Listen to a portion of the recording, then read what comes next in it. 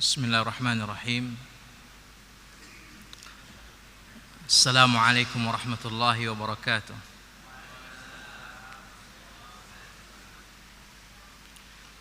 Innal hamdalillah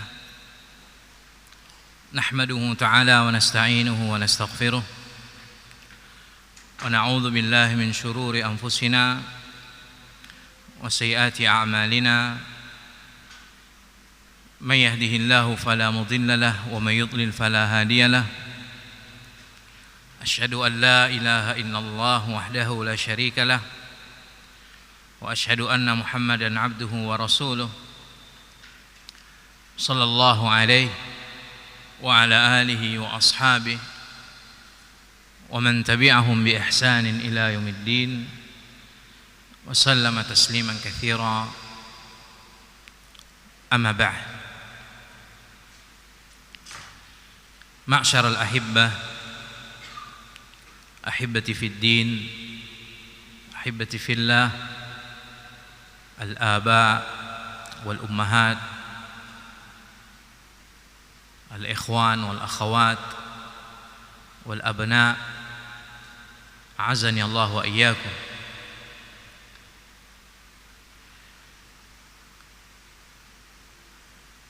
Sebagaimana yang sudah direncanakan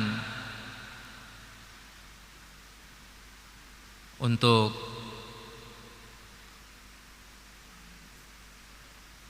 kajian atau pembicaraan kita pada kesempatan yang mulia ini adalah berkaitan dengan membersihkan hati dan mensucikan jiwa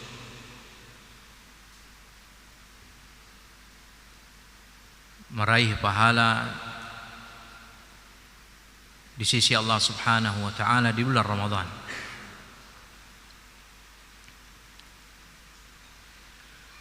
Al-Imam Al-Bukhari dan Imam Muslim rahimahumullah meriwayatkan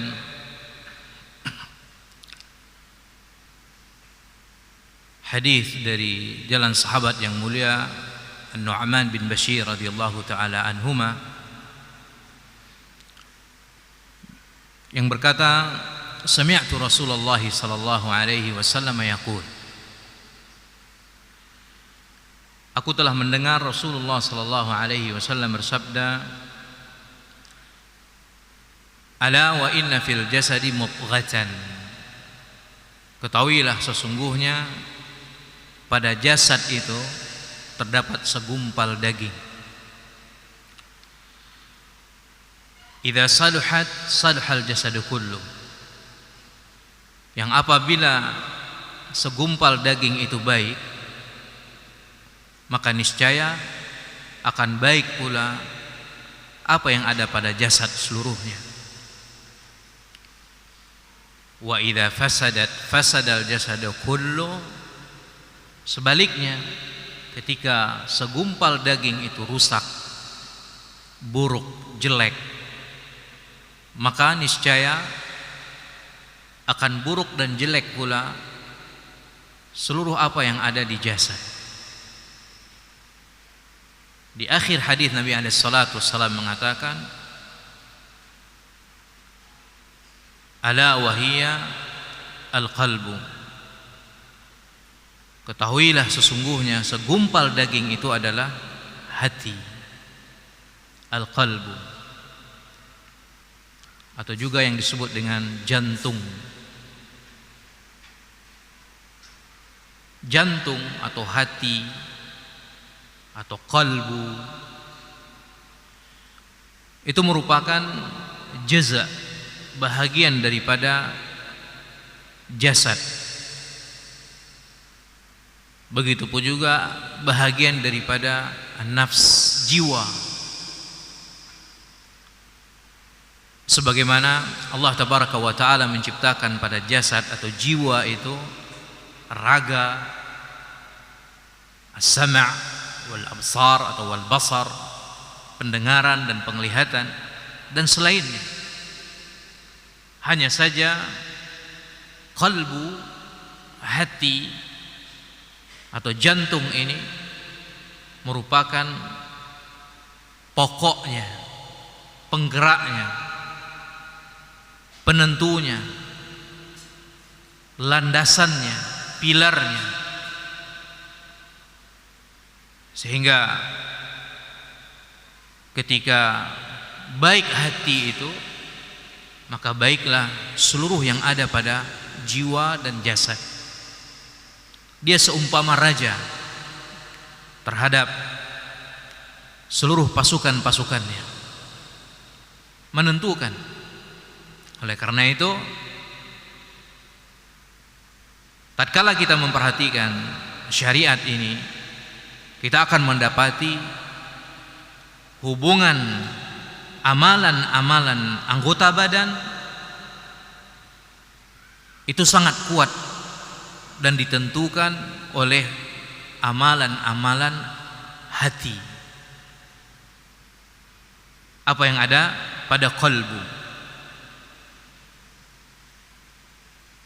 Sehingga a'malul jawarih, amalan-amalan anggota badan lahiriah, zahir yang tampak, tidak akan berguna tanpa amalan-amalan qalbu, amalan-amalan hati, apa yang ada di batin, di belakang dada kita.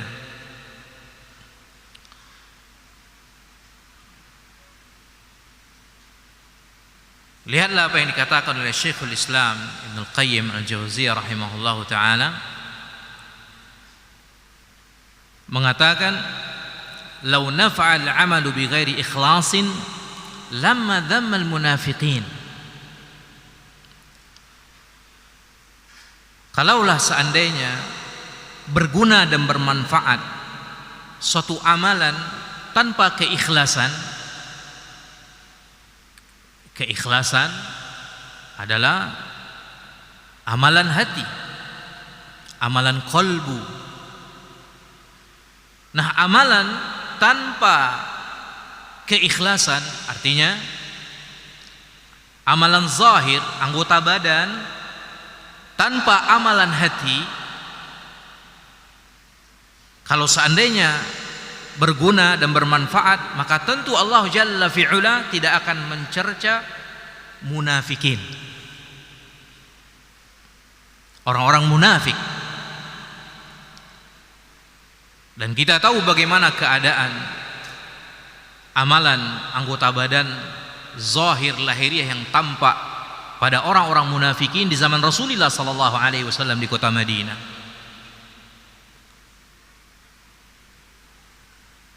Hampir sama.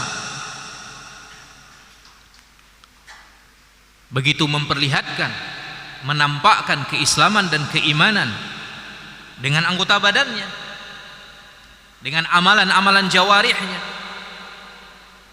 Kan tapi apa yang dia sembunyikan di belakang dadanya, di dalam batin hati kolbunya, penuh dengan kekufuran, kebusukan dan kerusakan. Sehingga ini yang tetap menjadikan mereka munafik yang dicerca di dalam banyak ayat firman Allah Subhanahu wa taala yang berakhir dengan fiddarki al-asfali minan nar. Innal munafiqina fiddarki al-asfali minan nar. Allah tabaraka wa taala mengatakan sesungguhnya munafikin tempatnya berada di neraka yang paling bawah, di kerak-keraknya paling bawah. Darkun. Neraka itu bertingkat-tingkat, sebagaimana juga surga bertingkat-tingkat.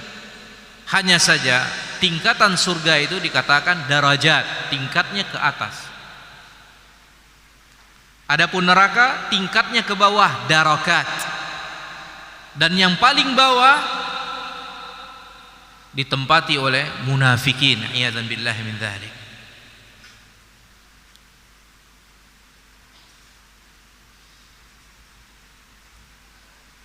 Oleh karena itu,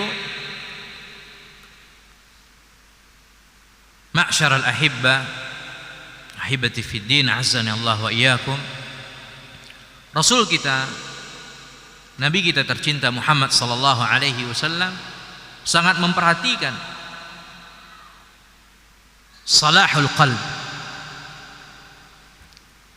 perbaikan dan pembenahan hati, kebersihan, kelurusan, keselamatan pada hati, dengan perhatian yang sangat luar biasa. Dan Nabi SAW berwasiat dengan hal tersebut pada kebanyakan hadis-hadisnya yang mulia, dan berdoa kepada Allah Azza wa Jalla dengan sesuatu yang menunjukkan perhatian Nabi SAW terhadap apa yang ada di hati, amalannya, keberadaannya, keadaannya. Alaihi salatu wassalam mengatakan, Allahumma ja'al qalbi nuran, atau Allahumma ja'al fi qalbi nuran.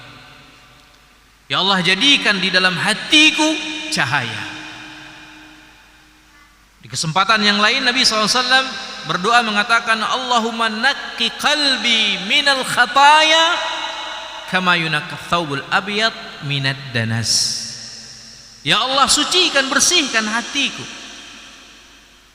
dari kotoran-kotoran, noda-noda dosa dan kesalahan yang mengotorinya, mencemarinya, merusak, sebagaimana dibersihkan dan disucikan pakaian yang berwarna putih. Dan Nabi SAW juga berdoa, Allahumma ati nafsi taqwaha wa zakki anta khairu man zakkaha anta waliyuha wa maulaha. Ya Allah, datangkanlah pada jiwaku,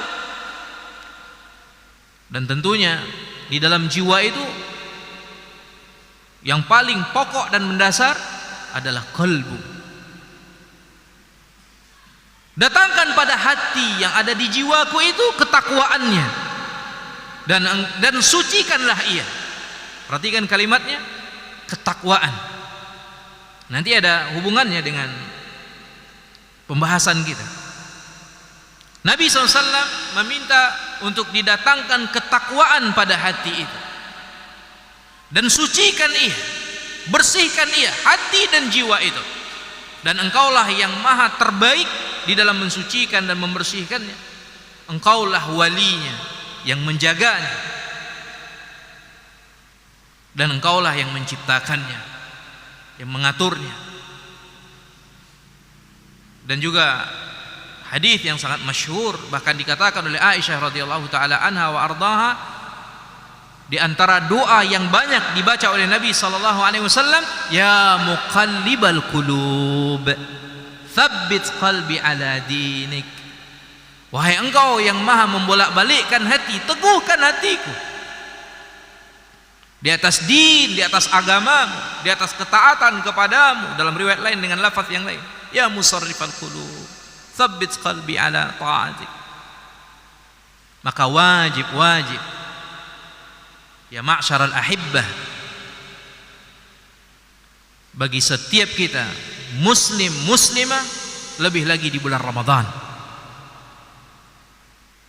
di bulan suci yang penuh berkah dan kebaikan ini, untuk memperhatikan pensucian dan pembersihan hati kita, jiwa kita,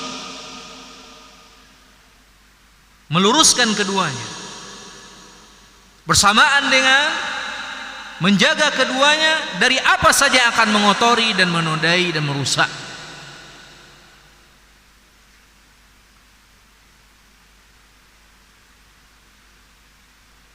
Karena sesungguhnya ya barakallahu fikum, di dalam hal tersebut terdapat kebahagiaan dunia kita dan akhirat kita, dan kejayaan dan keberuntungan kita. Sebagaimana Allah Subhanahu wa taala berfirman, qad aflaha man zakkaha wa qad khaba man dassaha. Qad aflaha al-muflihun, qad aflaha man zakkaha. Sungguh beruntung, berbahagia dan berjaya, selamat siapa saja yang mensucikannya. Celaka, hina, merugi siapa saja yang mengotori dan menodainya. Dan di dalam ayat yang lain Allah tabaraka wa taala berfirman, yauma la yanfa'u malun wala banun illa man atallaha biqalbin salim.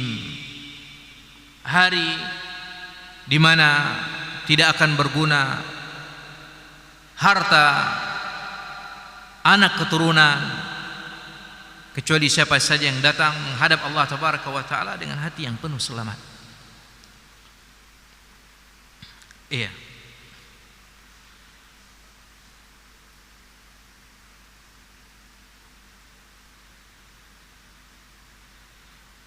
Dan juga Rasulullah sallallahu alaihi wasallam juga menyebutkan tentang hal ini, bahwa Allah tabaraka wa taala tidak melihat semata dengan apa yang ada pada penampilan lahiriah yang tampak di hamba-hambanya. Kan tapi Nabi alaihi salatu wasallam mengatakan apa? Walakinallaha yanzuru ila qulubikum wa a'malikum. Hadis riwayat Imam Muslim. Kan tapi Allah azza wa jalla menilai, memperhatikan, melihat, menghitung apa yang ada di hatimu dan apa yang dilakukan di dalam amalan perbuatanmu.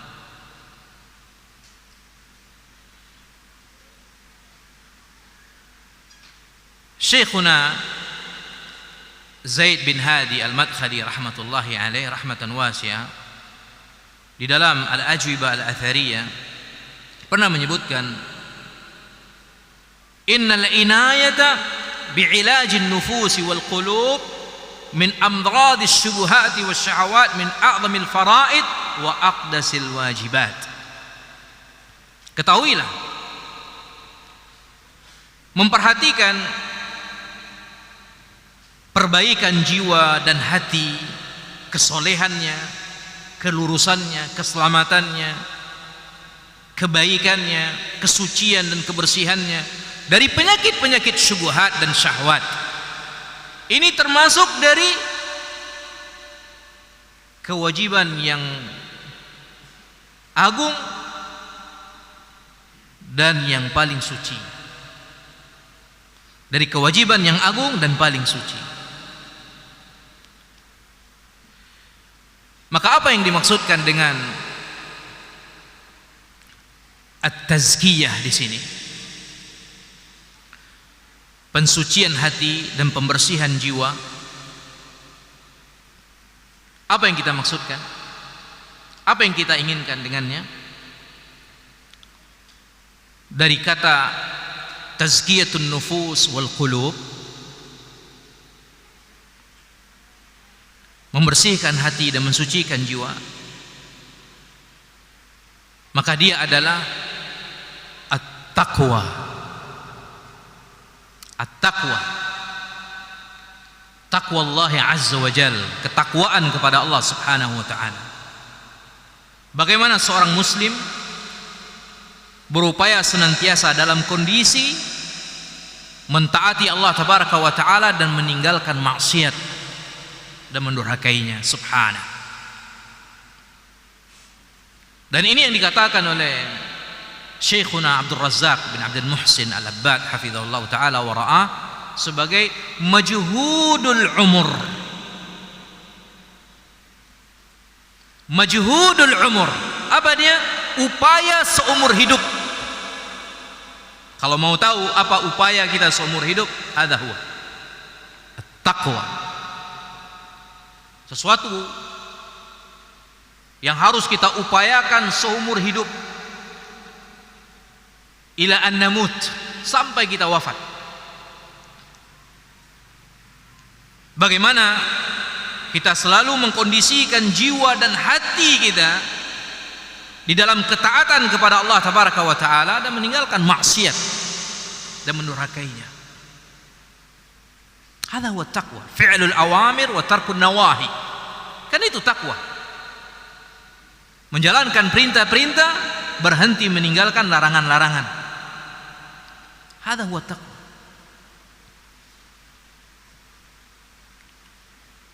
Dan ini ditunjukkan di dalam firman Allah Subhanahu wa taala, Fala tuzakku anfusakum huwa a'lamu bimanittaqa. Allah berfirman, maka janganlah kalian mensucikan jiwa-jiwa kalian, atau kalian mengatakan bahwa jiwa kalian suci.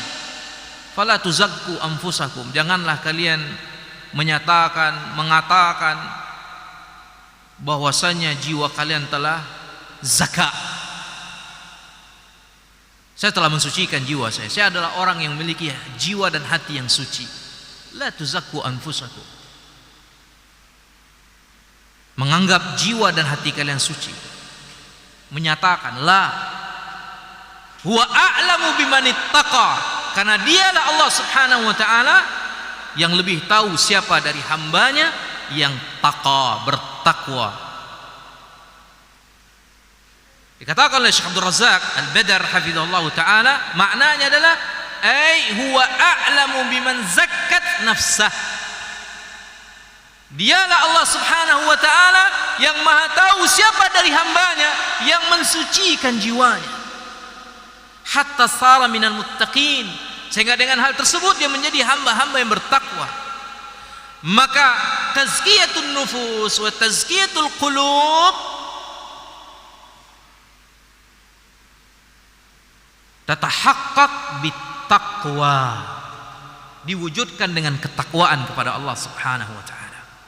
Ya ma'syaral ahibbah, takwa kepada Allah Azza wa Jalla.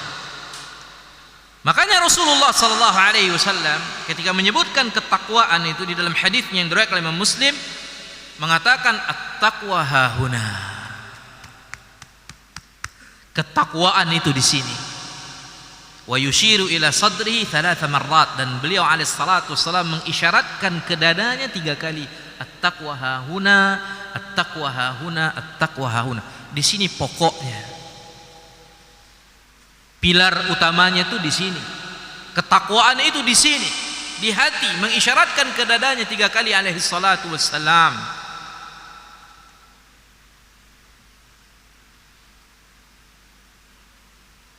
Maka inilah yang dikatakan dengan majhudul umur, upaya seumur hidup kita.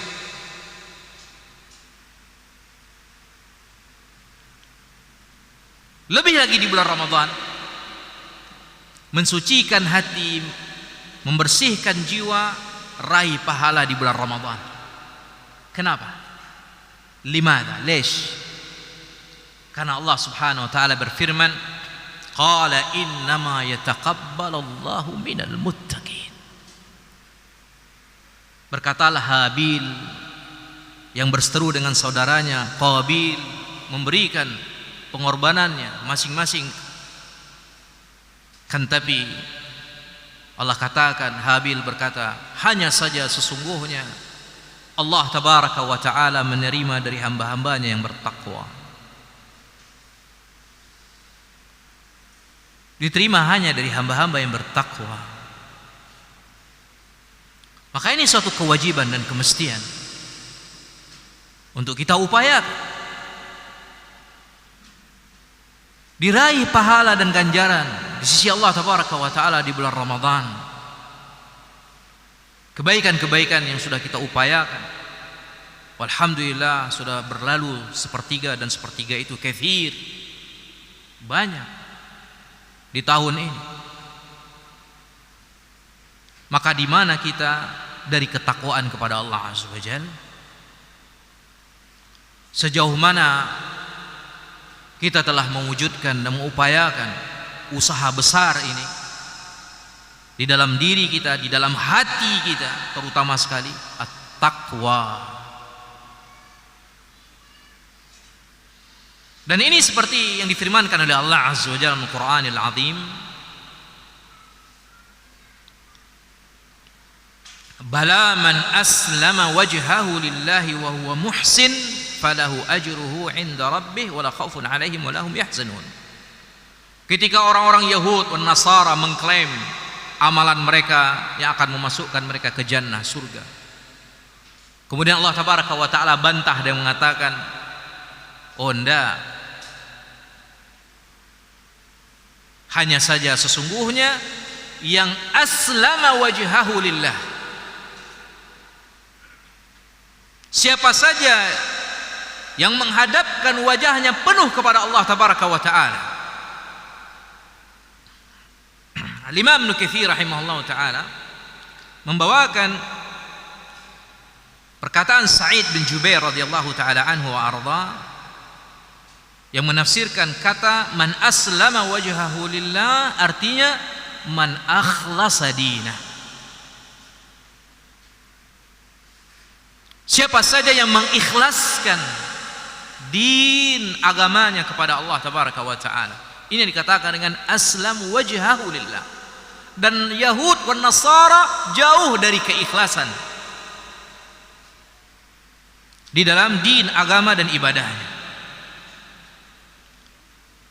Dan ayat yang tadi yang sebelumnya juga yang menyebutkan bahwa hanya saja yang diterima dari hamba-hamba yang bertakwa di sisi Allah tabaraka wa taala, Ibnu Katsir mengatakan artinya adalah yaitu ba'idin minasyirk, siapa saja yang jauh dari kesyirikan.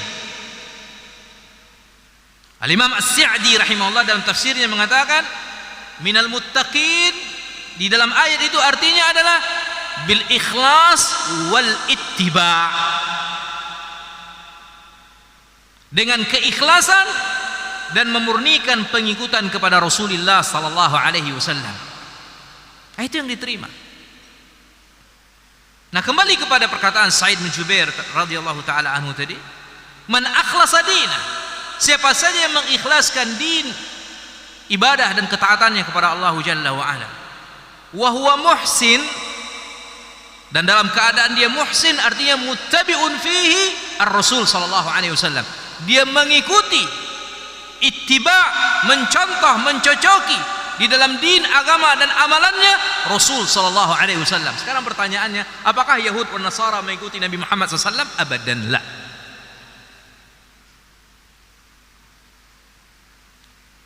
Maka mereka yang al-ikhlas wal ittiba' atau al-mutaba'ah, itu yang dikatakan oleh Allah azza wa jalla di akhir ayat atau setelahnya, falahu ajruhu, maka baginya pahala dan ganjaran inda rabbih la khaufun alaihim wa lahum yahzanun, di sisi Rabbnya tabaraka wa taala, dan tidak ada rasa takut, khawatir dan kesedihan yang menimpa mereka. Maka dari sini ya barakallahu fikum, dari perkara yang agung, pokok dan utama yang dengannya seorang hamba mensucikan hati dan membersihkan jiwanya adalah dengan mentauhidkan Allah subhanahu wa ta'ala. Hada awal amr, hada awal amr, a'zam syai'.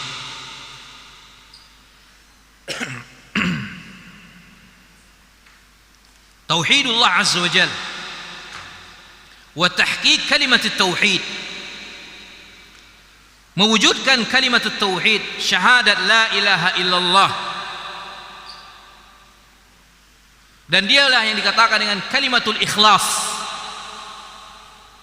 kalimat ikhlas la ilaha illallah. Oleh karena itu datang perintah pertama di dalam Al-Quran, perintah pertama di dalam Al-Quran apa? Ya ayyuhan nasu'budu rabbakumul ladzi khalaqakum walladzina min qablikum la'allakum tattaqun. Wahai sekalian manusia, beribadahlah hanya kepada Allah Jalla wa ala saja, yang telah menciptakan kalian dan orang-orang sebelum kalian, sehingga kalian menjadi hamba yang bertakwa. Maka takwa dengan mentauhidkan Allah azza wa jalla, dengan mentauhidkan Allah subhanahu wa ta'ala akan diraih ketakwaan dan suci bersih hati dan jiwa.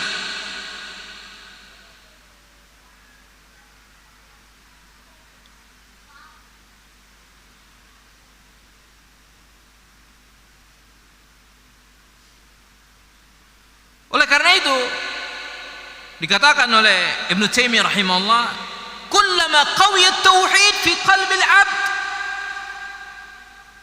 kapan saja, setiap kali bila mana tauhid kuat di dalam hati kalbu seorang hamba, qawiya imanuh, maka niscaya akan kuat keimanannya, wa tuma'ninatuh, dan ketenangannya, ketentramannya, wa tawakkuluhu wa yaqinuh, dan ketawakkalannya dan rasa yakinnya kepada Allah Subhanahu wa ta'ala. Lihatlah orang-orang yang jauh dari tauhid,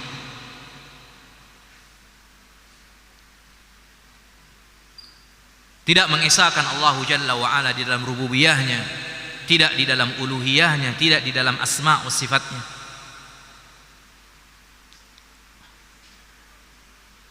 Lemah imannya, tidak akan mendapatkan ketentraman, tidak ada tawakal kepada Allah Azza wa Jalla dan rasa yakinnya kepada Allah Subhanahu wa ta'ala saja. Kalaupun memiliki rasa itu kepada Allah Azza wa Jalla, akan tetapi dengan menyekutukannya bersamaan dengan meyakini hal tersebut kepada selainnya. Hada syirk.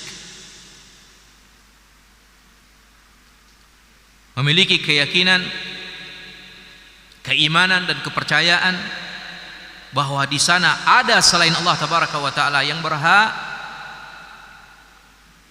mendapatkan perkara-perkara yang menjadi kekhususan bagi Allah Azza wa Jalla, rububiyah, uluhiyah dan asma' wa sifat. Hada syirk. Ini adalah kesyirikan, i'adzan billah. Dan kesyirikan itu adalah kegelapan. Kezaliman. Nabi SAW mengatakan apa? Az-zulm zulumatul yaumil qiyamah. Kezaliman itu adalah kegelapan-kegelapan nantinya di hari kiamat. Dan kegelapan atau kezaliman yang paling terbesar adalah syirk. Luqman Al-Hakim mengatakan kepada putranya, ya bunai, inna syirka la zulmun azim. La zulmun azim. Sesungguhnya kesyirikan itu la zalumun azim. Benar-benar kezaliman yang sangat teramat besar.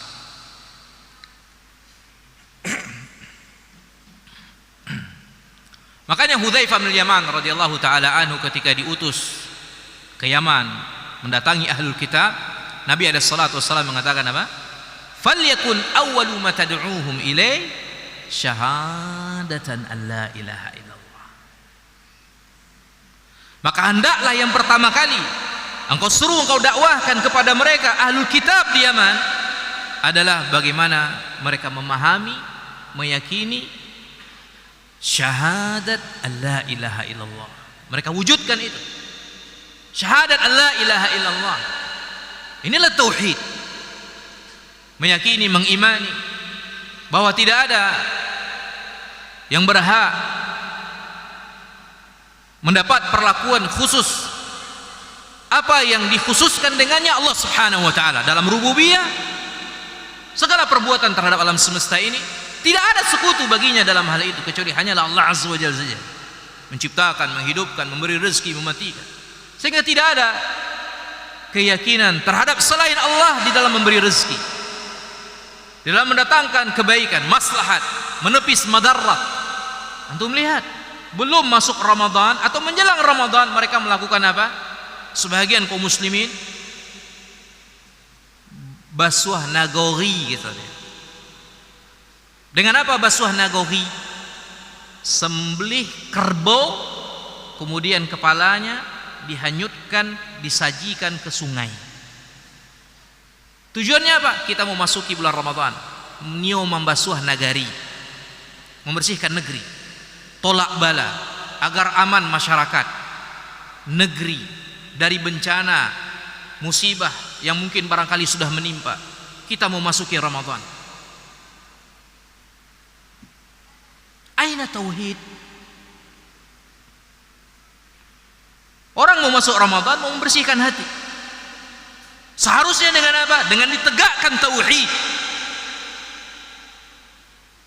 Bergantung penuh penuh tawakal kepada Allah Azza wa Jalla, bukan kepada selain Allah Subhanahu.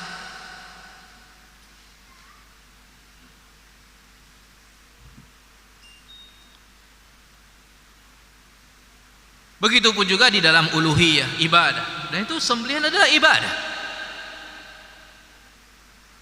Inna salati wa nusuki, kul inna salati wa nusuki wa mahyayai wa mamati lillahi rabbil alamin. Katakanlah wahai Muhammad, sesungguhnya salatku, sembelihanku, hidup dan matiku hanya diperuntukkan kepada Allah Azza. Ini sembelihannya diberikan kepada,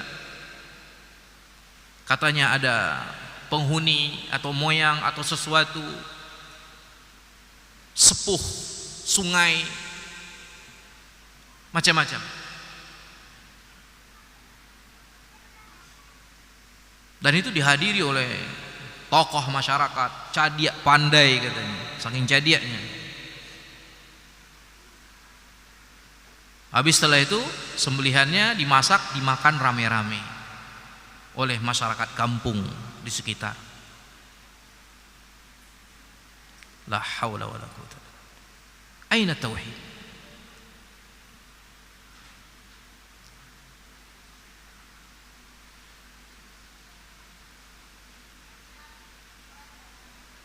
Seluruh para anbiya, para rasul mengatakan, ya qaum u'budullahi ma lakum ilahun ghairuh.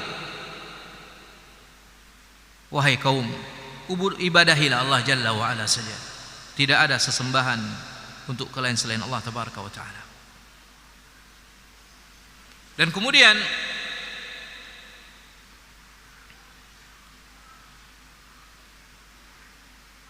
yang kedua adalah al-ittiba', dengan mengikuti dan memurnikan pengikutan kepada Rasulullah sallallahu alaihi wasallam.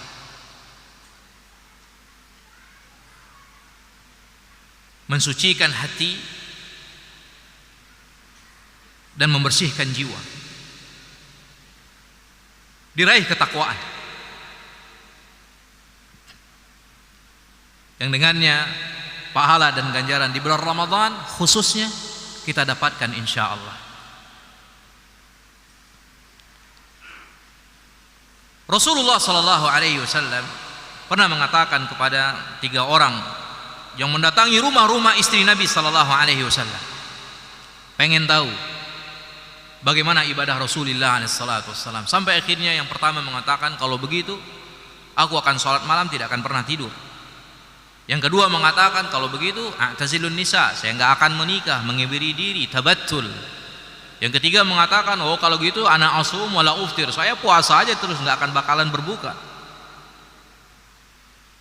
Sampai berita ini kepada Nabi alaihi salatu wasallam, maka Nabi pun berkhutbah di hadapan manusia, kaumnya, sahabat-sahabatnya ketika itu mengatakan, sungguh telah sampai kepadaku tentang fulan wa allan berkata begini dan begitu seperti tadi. Kemudian Nabi alaihi salatu wasallam mengatakan, ama wallah, ketahuilah sesungguhnya demi Allah, inilah akhsyakum lillahi wa atqakum lah. Demi Allah, sesungguhnya aku adalah orang yang paling takut kepada Allah daripada kalian, dan orang yang paling bertakwa kepada Allah daripada kalian. Di akhir Nabi katakan dalam hadisnya itu, faman raghiba an sunnati falaysa minni. Barang siapa yang membenci sunnahku, maka dia bukanlah bahagian dariku. Nabi SAW mengatakan, oh kalau aku berpuasa, ana uftir, asum wa uftir, ana atazawwajun nisa, ana aqumul lail wa arqud. Saya berpuasa tapi berbuka, saya menikahi wanita, dan saya salat malam, saya tidur. Sallallahu alaihi wasallam. Maka barang siapa yang membenci sunnahku, maka dia bukanlah bahagian dariku, kata Nabi alaihi salatu wassalam. Nasallallahu alaihi wasallam. Artinya apa di sini? Nabi alaihi salatu wassalam dengan tegas dan terang menyatakan bahwa dialah yang paling bertakwa. Berarti apa? Yang paling suci dan bersih hati dan jiwanya siapa? Rasulullah sallallahu alaihi wasallam. La ahad ba'dah, enggak ada seorang pun setelahnya. Hatta Abu Bakar Siddiq. Hatta Abu Bakar Siddiq radhiyallahu taala anhu. Apalagi yang di bawahnya sampai kepada kita. Manusia yang terbaik setelah para nabi dan rasul siapa? Siddiqul Akbar, Abu Bakar Siddiq radhiyallahu anhu, ijma' para ulama. Bersamaan dengan itu Abu Bakar ada di situ. Nabi katakan, aku paling bertakwa daripada kalian seluruhnya. Abu Bakar ada di situ tuh. Sallallahu alaihi wasallam. Maka wajar kita ittiba kepada Nabi alaihi salatu wassalam. Harus ngikut kepada Nabi alaihi salatu wassalam.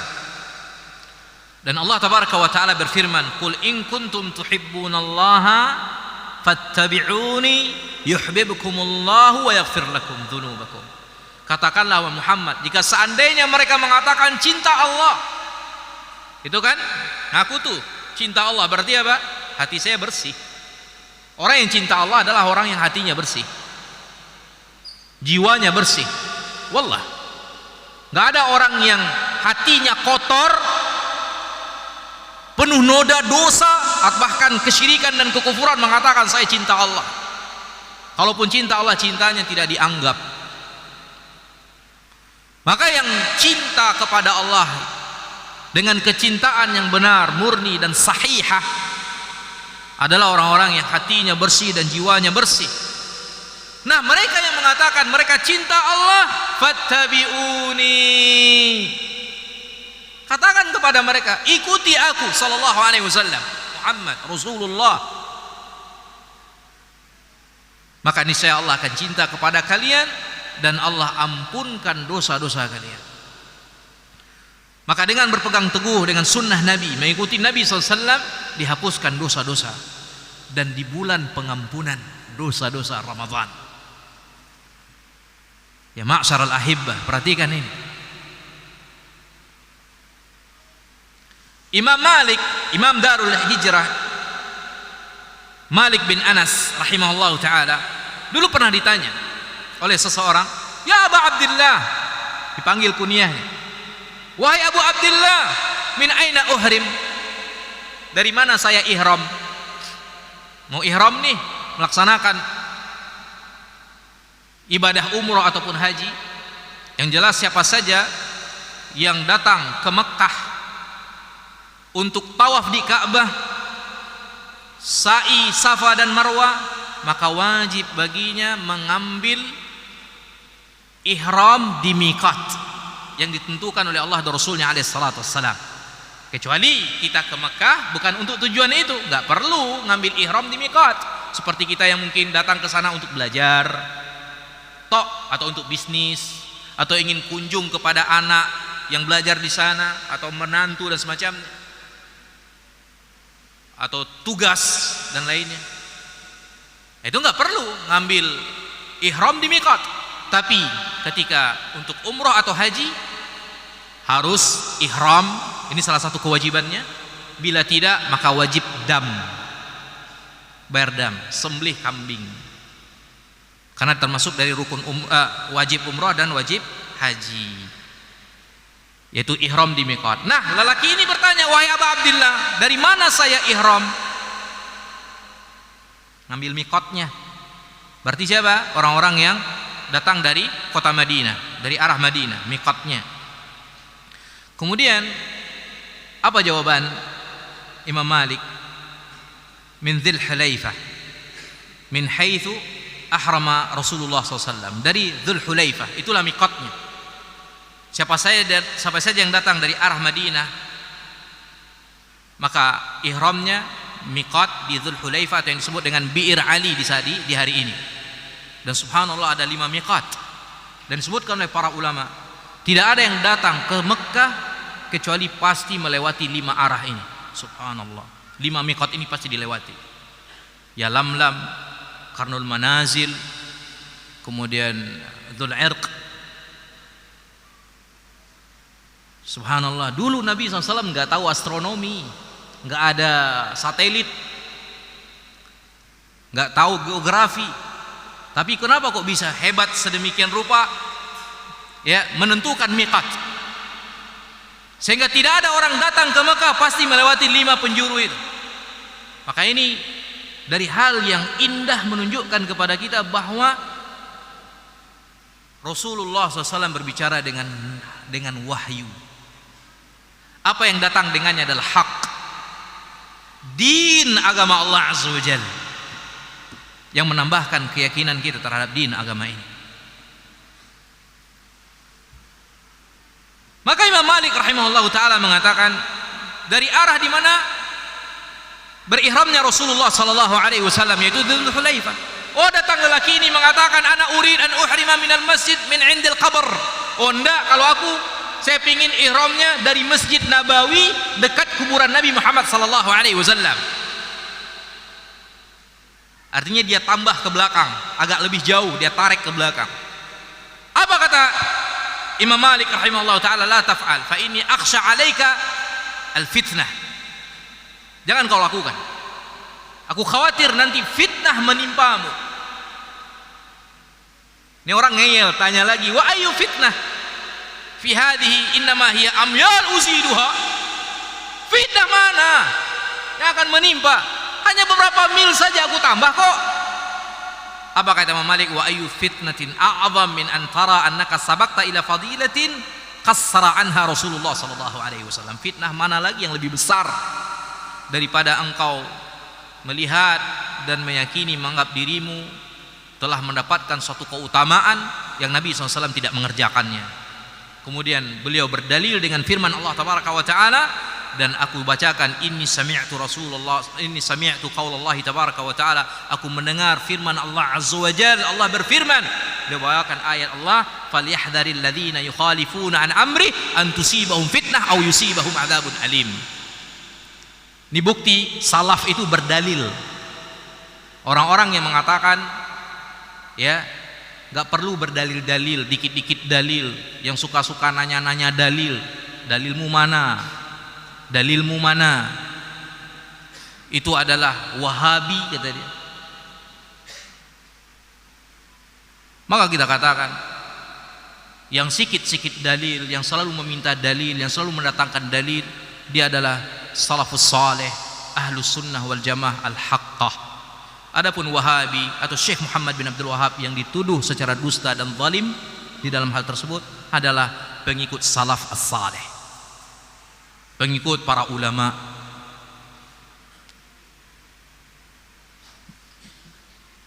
Beliau berjalan di atas akidah ahlus sunnah wal jamaah. Hampir semua ulama berdalil. Makanya para ulama bersepakat, yang dikatakan dengan ilmu itu apa? Ma'rifatul haqqi bidalilihi. Itulah ilmu. Mengetahui kebenaran dengan dalilnya, itulah ilmu. Bukan mengetahui kebenaran dengan taklid tanpa dalil. La. Itu hanya dikenal di kalangan Syiah atau Sufiyah Kuburiyah. Nah, kata Imam Malik bin Anas rahimahullah ta'ala tadi, Allah berfirman, hendaklah takut waspada orang-orang yang menyelisihi urusannya Muhammad sallallahu alaihi wasallam, perintahnya, perkaranya, ditimpakan kepada mereka fitnah atau ditimpakan kepada mereka siksaan dan azab yang pedih. Imam Mujahid rahimahullah, dibawakan Ibnu Katsir dalam tafsirnya, kata antusibahum fitnah, fitnah yang dimaksudkan di sini timpakan kepada kalian fitnah, yaitu fi qulubihim min kufrin au nifaqin au bid'ah. Orang-orang yang menyelisihi urusan perkara perintahnya, ajarannya, sunnahnya Muhammad sallallahu alaihi wasallam, petunjuknya alaihi salatu wasallam, jalannya alaihi salatu wasallam, ditimpakan kepada mereka fitnah. Fitnah ini kata Mujahid, muridnya Abdullah bin Abbas radhiyallahu taala anhuma, ulama tafsir di masanya. Abdullah bin Abbas bintang tafsir di masanya di kalangan sahabat, Mujahid di kalangan tabi'in, merupakan murid daripada Abdullah bin Abbas. Bersamaan dengan itu beliau mengatakan apa? Ditimpakan pada hati kalbu mereka berupa kekufuran atau nifak atau bid'ah, perkara yang mengada-ngada, menambah-nambah dan mengurang-urangi. Itu tadi perkara menambah atau mengurangi? menambah. Rasul suruh di Dzulhulaifah miqat ihram, dia menambah berapa mil, ditarik ke belakang, startnya lebih jauh dari Masjid Nabawi, merasa lebih wah. Hadi bid'ah. Benar, sadaqallahul azim, timpakan bid'ah di dalam hati mereka. Ini bukti, ya barakallahu fikum, al-ittiba' wa tamassuk bi sunnatin nabiyina sallallahu alaihi wasallam, ya, tunalu atau yunalu tazkiyatun nufus wal qulub. Kita akan dapatkan kesucian hati dan jiwa. Maka ahlus sunnah adalah orang-orang yang suci hatinya, bersih hatinya insyaallah, sejauh mana ittiba'nya kepada sunnah Nabi sallallahu alaihi wasallam.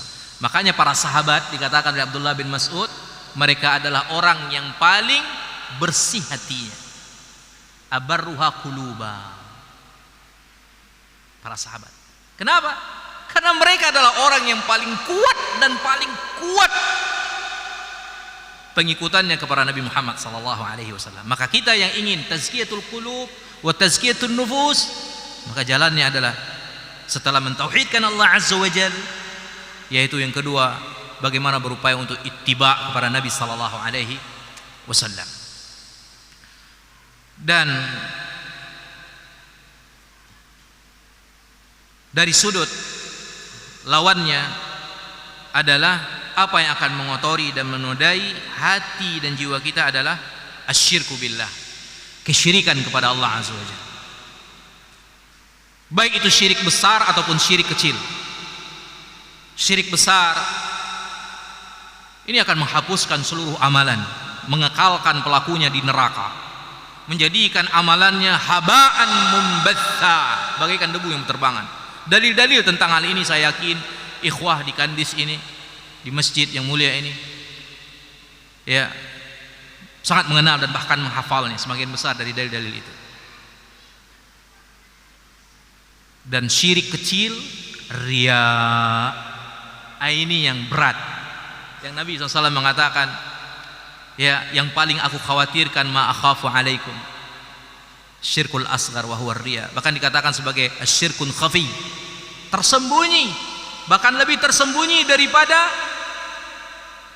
namlah dari kakinya semut di malam yang gelap gulita, di tempat yang gelap, di mana seseorang memperindah salatnya ketika dilihat oleh orang, memperindah ibadahnya ketika dilihat oleh orang, dia begitu semangat ketika dilihat oleh orang. Riya, untuk dilihat. Dan kita di zaman ini, ya ma'syaral ahibba, sangatlah berat di dalam mewujudkan keikhlasan dan menghanguskan, memadamkan api riya yang memadamkan pahala ganjaran amalan-amalan kita. Lebih lagi ini sangat terbuka lebar potensi-potensi yang akan mengantarkan kita kepada riya. Tarawih kita, bacaan Quran kita, i'tikaf kita, umroh kita, sedekah kita, bahkan puasa yang merupakan ibadah sir antara hamba dengan Rabbnya azza wa jal, dengan media ini hampir-hampir tidak selamat dari riya.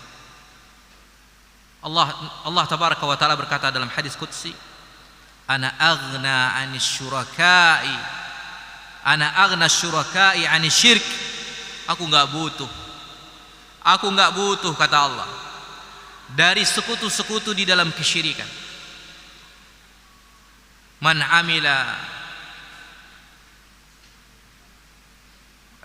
asyraka fihi ma'i ghairi taraktuhu wa syirka. Barang siapa yang menyekutukanku di dalam amalannya itu, man amila amalan wa asyraka fihi ma'i ghairi, siapa saja melakukan amalan apa saja kemudian dia sekutukan Allah Jalla wa ala dengan selainnya dalam amalan itu, taraktuhu wa syirka, aku gak butuh, aku tinggalkan dia dengan kesyirikan.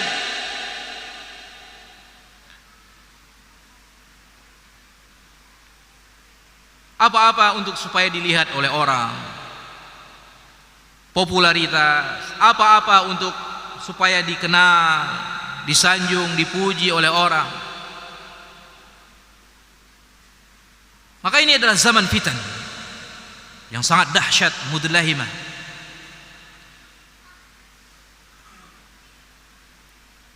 Maka benar apa yang dikatakan oleh Syekh Muhammad Aman Al-Jami rahimahullahu taala, al-ikhlasu sa'bun was-sidqu fil ikhlasi as'ab. Keikhlasan adalah perkara yang sangat sulit dan berat. Bukan hanya ulama mutaakhir saja yang bicara tentang hal ini, tidak, mutaqaddim juga berkata demikian. Tidak ada sesuatu yang lebih berat bagiku untuk aku obati daripada keikhlasan.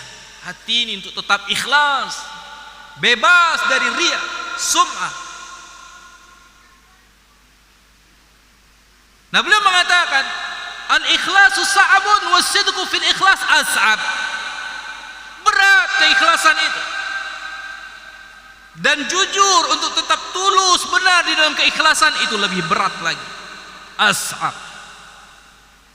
Ma'syaral ahibba. Maka hendaknya ini sesuatu yang harus kita waspadari, yang kita takutkan, sebagaimana Nabi SAW menakutkan, artinya menakutinya, mengkhawatirkannya menimpa kita. Asyirkul asghar, riya. Allah tabaraka wa taala berfirman, faman kana yarju liqa'a rabbih falyamal amalan salihan wa la yusyrik biibadati rabbih ahada. Barang siapa yang ingin berharap bertemu dengan Allah tabaraka wa taala dengan kebahagiaan, kemenangan, keselamatan, maka hendaklah dia beramal saleh dan tidak menyekutukan Allah Jalla wa Ala dengan sesuatu apapun di dalam mengibadahi Allah Subhanahu wa taala. Riya dan jenis-jenisnya. Dan kemudian yang berikutnya adalah al-bid'ah.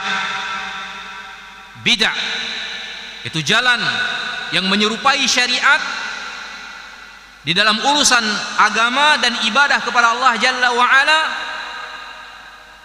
dalam rangka mendekatkan diri kepada Allah Tabaraka wa Ta'ala, yang sama sekali tidak ada ilmu atau dalil yang mendasarinya sedikit pun. Inilah bid'ah. At-tariqah al-mukhtara'ah tudahi syariah, sebagaimana dikatakan oleh Imam Asy-Syatibi dalam kitab Al-I'tisam dan yang lain. Satu jalan yang dibuat, diada-adakan, direka-reka, tapi dia menyerupai syariat. Nah, yang tadi itu kalau tidak dikatakan syirik, setidaknya dia melakukan bid'ah. Sembelih itu apa namanya, kerbau, ya katanya untuk mendapatkan pertolongan Allah, mungkin bisa jadi ngeles tuh. Nanti kalau diingatkan karena tertentu ngeles. Ini kan kita juga minta kepada Allah kok. Oke, itu kan ibadah, berarti mendekatkan diri kepada Allah.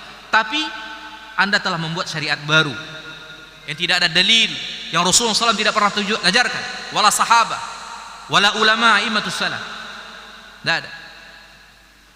Dan Imam Nuqaim mengatakan al-bid'atu baridun syirk. Bid'ah itu sesuatu yang mengantarkan kepada kesyirikan. Hati-hati, bid'ah di sini, bid'ah di sini, bid'ah di sini, bid'ah di sini.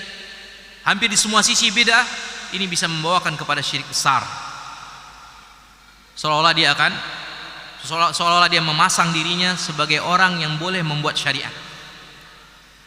Am lahum syuraka syara'u lahum minad din ma lam ya'dzan bihillah. Apa kata Allah? Apakah mereka punya sekutu-sekutu yang membuatkan syariat untuk mereka berupa agama, suatu ajaran ibadah yang mendekatkan diri kepada Allah yang Allah sama sekali tidak pernah izinkan cara-cara demikian? Itulah bid'ah. Rasulullah SAW sebagaimana katakan Abdullah bin Mas'ud radhiyallahu anhu, dulu pernah membuat satu garis lurus. Khattalana Rasulullah khattan mustaqiman.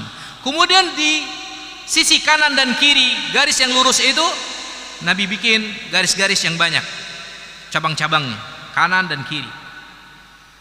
Seraya Nabi SAW mengatakan pada garis yang lurus, wa anna hadha sirati mustaqiman fattabi'uh, membawakan firman Allah Azza wa Jalla, Al-Quran. Inilah jalanku yang lurus, maka ikutilah itu. Fattabi'uh, ikutilah itu. Wala tattabi'us subula fatafarraqa bikum an sabili dzalikum wassaqum bih la'allakum tattaqun. Perhatikan akhir ayat, la'allakum tattaqun. Dan janganlah ikuti jalan-jalan yang banyak bercabang di kanan dan di kiri ini yang dibuat kanan, sisi kiri, yang akan menyempalkan, membuang kalian dari jalan yang lurus al-mustaqim. Dzalikum wassaqum bih, dengan hal itu aku wasiatkan kalian dengannya, la'allakum tattaqun. Maka ya ma'syaral ahibbah, meninggalkan bid'ah diraih ketakwaan. Makanya Allah katakan la'allakum tattaqun, supaya kalian bertakwa kepada Allah Azza wa Jalla. Tidak mengikuti subul, jalan-jalan yang menyisi jalan yang lurus, yaitu bid'ah. Karena Imam Mujahid rahimahullah menafsirkan kata-kata as-subul dalam ayat ini al-bid'ah wasyubuhat rahimahullah taala. Kata-kata as-subul dalam ayat ini, jalan-jalan yang bercabang kanan dan kiri, adalah bid'ah-bid'ah dan syubhat-syubhat.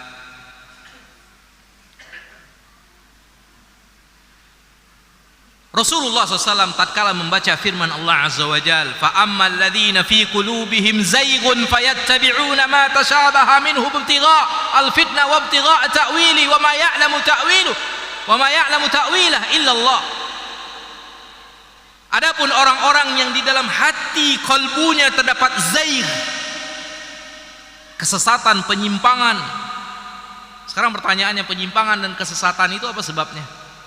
Dosa, maksiat, menyelisih, hitam, noda, keburukan, kejelekan.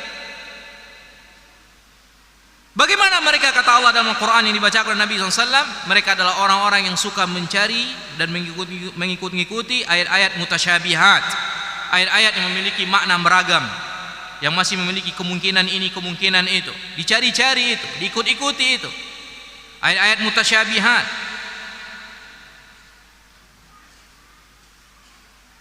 Apa kata Nabi sallallahu alaihi wasallam setelah membacakan ayat itu? Dalam rangka apa? Ibtigha al-fitnah, mencari fitnah, untuk mendatangkan suatu fitnah, kesesatan dan penyimpangan. Apa kata Rasulullah sallallahu alaihi wasallam? Fa idza ra'aita alladziina yattabi'una ma tashabaha minhu ibtigha'. Apabila engkau mendapati seseorang atau orang-orang yang suka berperilaku demikian, fa ulaika alladziina sammallahu fahdharuhum, maka mereka itulah orang-orang yang Allah namakan. Ya, di dalam ayat ini, maka waspadai dan jauhilah mereka. Para ulama mengatakan, di antaranya guru kami Syekhuna Rabi' bin Hadi Al-Madkhali rahimahullah ta'ala, fala tajid mubtadi'an, wallahi engkau tidak akan mendapatkan seorang ahli bid'ah, tokoh bid'ah, ya illa wa huwa yatatabba' syubuhat, melainkan pasti kau dapatkan dia adalah seseorang yang suka, gemar sekali mencari-cari ayat-ayat mutasyabihat min kalamillah atau min kalami Rasulillah atau min kalami ahli ilmi, baik itu dari firman Allah atau sabda Nabi atau dari perkataan para ulama. Tujuannya apa? Liyakdzifa fi qulubin nas al-fitan, untuk melemparkan fitnah pada hati kolbu manusia sehingga berpenyakit bid'ah. Itu bisa lihat, ahlu bid'ah selalu berdalil dengan ayat-ayat mutasyabihat. Begitupun juga dengan hadis dan perkataan ulama yang bersayap. Mana yang bisa dia lihat sisi yang untuk menguntungkan dia dan bid'ahnya pakai itu. Padahal belum tentu itu yang diinginkan di dalam firman, di dalam hadis dan ucapan para ulama. Berbeda dengan ahlu sunnah, dia selalu membawakan yang mutasyabihat kepada muhkam, ditarik kepada sesuatu yang sudah jelas. Lebih lagi dalam masalah al-asma' was sifat, perkara tauhid al-asma' was sifat.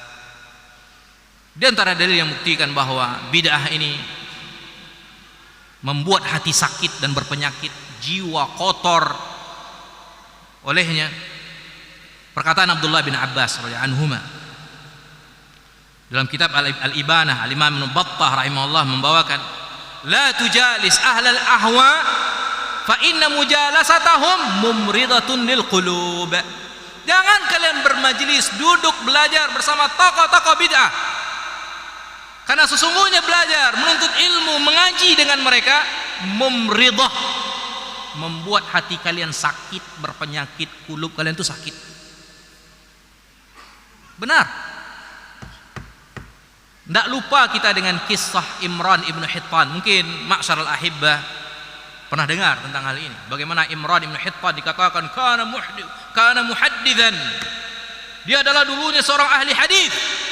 Tapi ketika mulai mujalasah, mukhalatah, musahabah dengan khawarij di masanya, dia menjadi salah seorang yang punya andil saham, tukang sorak, sporter di dalam membunuh, menghilangkan nyawa yang mulia Ali bin Abi Thalib radhiyallahu taala anhu wa arda. Bid'ah, penyakit hatinya sehingga jatuh ke dalam bid'ah khawarij.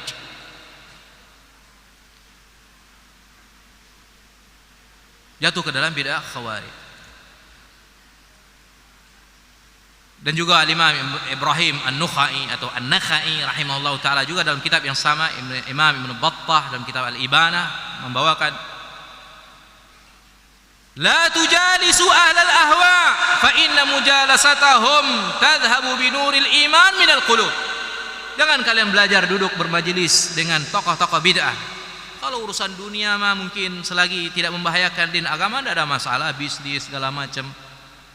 Tapi kalau dijadikan sebagai kawan untuk beragama, dakwah, menimba ilmu, bicara tentang ayat, bicara tentang hadis, abadan, jangan. Hadar. Rasulullah SAW saja mengatakan, man sami'a bid-dajjal falyad'a minhu. Barang siapa yang mendengarkan kedatangan Dajjal, bersegera lari darinya, kata Nabi SAW. Dan ahlul bidah adalah para dajjal. Kullu kadzabin dajjalun, setiap pendusta adalah dajjal. Ahlul bidah adalah para pendusta. Buktinya apa? Kalau dia tidak berdusta dalam perkara dunia atau sesuatu hal, tetapi setidaknya dia berdusta di dalam agama Allah dan Rasulnya alaihi salatu wassalam, itu lebih dahsyat kedustaannya. Dia mengatakan ini adalah perkara agama, padahal Allah tabaraka wa taala tidak mengizinkannya. Dia mengatakan ini adalah sunnah, padahal Nabi SAW tidak pernah mengajarkannya. Itu adalah dusta kepada Allah dan Rasulnya alaihi salatu wassalam. Dan itu adalah dusta asyad wa a'zam. Bahkan dia sering bermain dengan hadis-hadis dusta, hadis-hadis palsu. Yang Nabi SAW mengatakan, man kadzdzaba alayya muta'ammida falyatabawa maq'adahu minan nar. Dusta atas nama Nabi SAW, biasa bagi ahlul bidah. Lihat aja sekarang yang lagi heboh tentang masalah-masalah bolehnya ngalap berkah di kuburan-kuburan keramat atau wali, dibawakan riwayat-riwayat palsu semuanya. Dah ada. Yang sudah dibantah oleh para ulama Ibnu Taimiyah. Maka kita katakan ma asbahal yauma bil barihah, itu aja. Betapa miripnya hari ini dengan semalam. Karena dalil-dalil ahlu bidah itu aja yang dikembang-kembangkan dari tokoh-tokoh yang dulu yang sebenarnya sudah habis oleh Ibnu Taimiyah, habis oleh Imam Ahmad dibantah, habis oleh Imam Al-Qayyim dibantah. Hanya saya buku-buku mereka dari tokoh-tokoh itu yang diwarisi, dibaca lagi, dikembangkan, dibacakan, diterjemahkan lagi. Oh, kita yang mungkin nggak pernah baca bantahan-bantahan ulama-ulama dahulu terhadap tokoh-tokoh ahlu bidah dulu, kita melihat oh ini kayaknya syubhat baru ya. Enggak, padahal syubhat itu udah lama. Sudah dipatahkan oleh Ibnu Taimiyah, Ibnu Qayyim, Imam Ahmad. Dan kemudian makanya Ibnu Taimiyah rahimahullah taala mengatakan al-bid'ah kas-saratan. Bid'ah itu seperti saratan, kanker. Bagaimana kanker? La yurja bar'u illa yasha Allah, yang hampir-hampir tidak diharapkan kesembuhannya kecuali Allah kehendaki. Bid'ah, orang kalau sudah masuk bid'ah ke dalam din agamanya, itu masuk ke mifsalnya. Persendian-persendian itu susah taubatnya. Antum tahu tentang hal itu, susah. Berbeda dengan pelaku maksiat. Kemudian yang berikutnya dari hal yang akan menodai dan merusak hati dan jiwa kita sehingga jauh dari diterimanya dan mendapatkan pahala di sisi Allah tabaraka wa taala, khususnya di bulan Ramadan, adalah kurhu wa baghd kurhun wa baghdun lima anzalallah, membenci dan mengutuk segala apa yang diturunkan oleh Allah Azza wa Jalla, apa yang ada dalam syariat Allah Azza wa Jalla. Hati-hati dari perbuatan ini. Allah telah berfirman, "Dzalika bi annahum karihu bima anzalallah fa ahbata a'malahum." Hal yang demikian karena mereka membenci, mengutuk, tidak menyenangi terhadap apa yang Allah turunkan, sehingga Allah hapuskan amalannya. Berapa banyak orang yang membenci ibadah puasa. Onde lah ka puasa lo orang. Sorry Pak, tak toko. Ambo soalnya di pondok sering begitu sama santri. Karena santri kadang ini ya, tahun masih ke bawah. Iya. Ada kita dapat, onde lah puasa lo orang. Hati-hati, kalau itu muncul dari sesuatu bibit kebencian, kok puasa bananya, tapi ndak ikhlas lah bari, lah adu kata-kata benci nggak senang. Lain hal kata Syekh Ibnu Utsaimin rahimahullah dalam syarah Riyadhus Shalihin, dia mengatakan, artinya dia mengkhawatirkan, merasa puasa datang Ramadan, khawatir dia nggak sanggup melakukan ini karena ada sesuatu pekerjaan berat yang akan dia lakukan di hari-hari itu. Misalkan ada tendernya mengerjakan perbaikan jalan misal, atau buat bangunan, ini kan pekerjaan berat tuh. Aduh, gimana ya? Karena kekhawatiran itu dia nggak sanggup. Itu lain cerita. Tapi kalau memang murni dasarnya dia nggak suka dengan Ramadan itu, mengekang syahwatnya, mengekang keinginan nafsunya, waduh lah nggak akan bisa loh, lah akan tarawih loh. Hati-hati dari bogot. Ini membuat hati ini rusak, jiwa kita itu kotor. Dan kemudian yang terakhir ya adalah kibr, ujub wal khuyala. Sombong, ujub dan khuyala. Dan ini terjadi pada manusia. Lebih lagi para penuntut ilmu, orang yang banyak hartanya, orang yang mungkin punya kecerdasan intelektual, atau siapa saja yang mendapatkan nikmat dari karunia Allah Azza wa Jalla, berpotensi untuk jatuh ke dalam tiga hal ini, ujub, kibr, wal khuyala. Nabi SAW telah menafsirkan kibr, yaitu batarul haq wa ghamtun nas. Sombong, congkak itu adalah kibr, menolak kebenaran dan meremehkan manusia. Sedangkan ujub yaitu i'jabul mar'i nafsah. Seseorang itu merasa takjub dengan dirinya sendiri, merasa unggul, merasa wah dirinya segala-galanya. Itu ujub. Hanya saja khuyala, kalau ujub tadi itu hanya pada hati saja terjadi. Tetapi khuyala itu ditampakkan, diekspresikan pada penampilan, outfitnya. Inilah khulaya. Makanya Nabi SAW mengatakan, man jarra thawbahu khuyala, barang siapa yang menjulurkan pakaiannya melewati mata kaki laki-laki ini, maka dia yang dikatakan dengan khuyala. Ini yang dikatakan dengan khuyala. Artinya kesombongan dirinya dia tampakkan, dia perlihatkan, dia pertontonkan, dia pamerkan. Iya. Dan Abdullah bin Mubarak mengatakan, barakallahu fikum, wala a'lam fil musallin syai'an syarrun minal ujub. Aku tidak mengetahui ya perkara yang paling jelek dan buruk yang menimpa orang-orang yang salat daripada sifat ujub. Dan Syekh Ibnu Utsaimin rahimahullah dalam kumpulan fatwanya mengatakan, ujub dan sombong setelah beramal terkadang bisa menjadikan amalan itu hangus dan terhapus.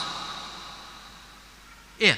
Dan beliau membawakan hadis Nabi SAW sebagai dalilnya, thalathu muhlikat, 3 hal yang menghapuskan, yang menggugurkan.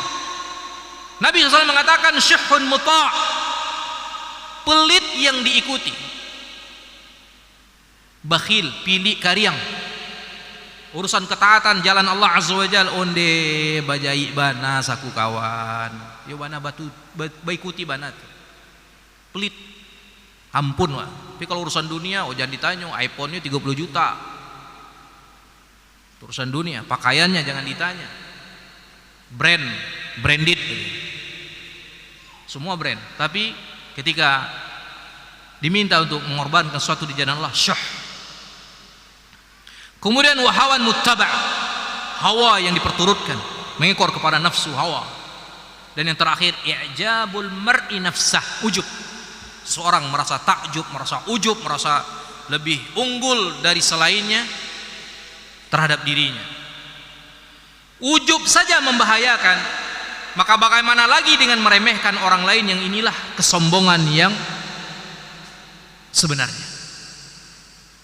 Kita walaupun di bulan Ramadan ini sudah sampai 5 kali khatam, katakanlah mungkin sampai kepada Utsman bin Affan. Ya, Utsman bin Affan itu marra fil yaum, 1 kali sehari khatam, sehari khatam, sehari khatam. Utsman bin Affan anhu. Kok baitu banawa, kok bisa bana macam itu?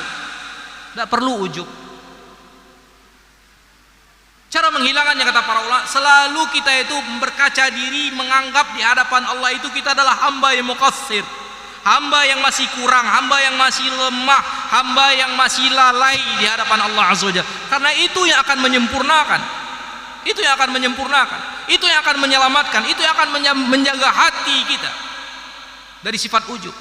Bukan kita sibuk dengan melihat orang yang ada di sekitar kita, si fulan sudah berapa, kita sudah berapa, saya tarawih si fulan di mana, saya bersedekah si fulan berapa. Bukan itu, sibukkan dengan apa yang ada pada kita di dalam kita melakukan ketaatan.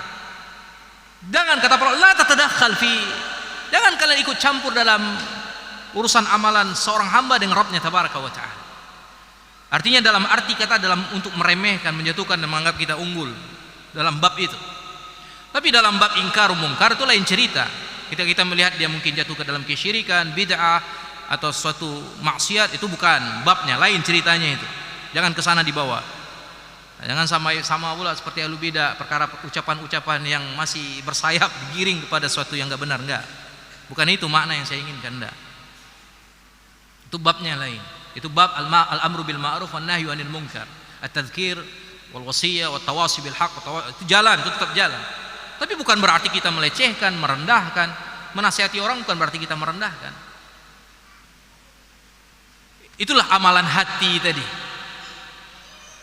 Amalan hati tadi. Makanya dulu pernah saya ditanya di majelis ini, di masjid ini pertama kali saya datang, tentang seseorang yang pakai motor-motor mewah atau gede. Itu amalan hati, nggak bisa kita menjustis orang. Itu urusan dia dengan Rabbnya Azza wa Jalla. Kalaupun iya itu terus urusan kita, yang penting bagaimana kita. Lain hal dia jatuh ke dalam perkara yang memang jelas secara syariat menyelisihi. Dia sampai ngutang-ngutang, sampai rampok, sampai korupsi, sampai riba untuk mendapatkan itu, itu baru. Tapi kalau dia mempunyai uang, mau gimana? Rasulullah SAW aja kudanya bagus-bagus kok. Para sahabat kudanya bagus-bagus, bukan 1-2 ekor kuda yang dimiliki oleh Nabi SAW. Tapi Nabi SAW kalau berbicara infak jangan bertanya, bicara puasa jangan ditanya, masalah ibadah jangan ditanya, bicara tentang berjihad jangan ditanya, semuanya dikeluarkan. Dan bahkan juga datang salah seorang kepada Nabi SAW yang datang dengan pakaian indah, apakah ini sombong? Enggak, Nabi SAW. Allah jamil, Allah mencintai keindahan. Tergantung di sini nih. Ini yang penting. Yang khawatirnya, yang hasad itu lagi. Dan hasad termasuk, ini yang terakhir, hasad. Hasad termasuk hal yang kata dalam hadis disebutkan, hasad itu apa? Dia membakar amalan sebagaimana api membakar kayu bakar. Hati-hati hasad. Tidak perlu kita. Orang mau punya moge 100 juta biarin aja. Kalau memang dia sanggup mau gimana? Yang penting kita lihat dia menjalankan perintah Allah atau tidak. Dia tidak mengganggu, dia zakatnya keluar dan semacamnya. Wallahu a'lam bishawab. Intinya bagaimana kita sama-sama berbenah, memperbaiki dan menjaga hati kita, memanage hati kita dan menjaga. Tentunya ini adalah perkara berat. Perkara berat dan harus menjadi suatu upaya seumur hidup dan terus tak ada henti-hentinya. Sebagaimana yang katakan tadi, at-taqwa adalah majhudul umur. Itu kan takwa. Terbebas dari hasad, terbebas dari ujub, terbebas dari riya, kiber dan semacam. Itu adalah takwa. Maka semoga Allah tabaraka wa taala menjadikan kita orang-orang yang disebutkan dalam ayatnya, ya ayyuhalladzina amanu kutiba alaikumusiyam kama kutiba alal ladzina min qablikum la'allakum tattaqun. Wahai orang-orang beriman, diwajibkan atas kalian berpuasa sebagaimana diwajibkan kepada orang sebelum kalian, sehingga dengan hal itu kalian menjadi hamba yang bertakwa. Bukan moga-moga, tapi semoga, kan tapi apa? Dengan itu kalian akan menjadi orang yang bertakwa. Karena kata la'alla di situ adalah lam ta'lil, bukan lam taraji, seperti yang dipahami oleh sebagian orang dak. Karena memang berpuasa itu akan menghadirkan ketakwaan. Itu adalah janji Allah yang tidak akan pernah diselisihi. Dan Nabi SAW berikan kabar dalam hadisnya kepada kita, wallahu a'lam bishawab, naktafi ila huna, sudah dekat waktu berbuka. Mohon maaf jika seandainya pembicaraan terlalu panjang. Semoga bermanfaat dan berguna dan tidak sia-sia. Sekali lagi mohon maaf. Subhanakallahumma bihamdika asyhadu an la ilaha illa anta astaghfiruka wa atubu ilaik. Wassallallahu ala nabiyyina Muhammad walhamdulillahil alamin. Assalamualaikum warahmatullahi wabarakatuh.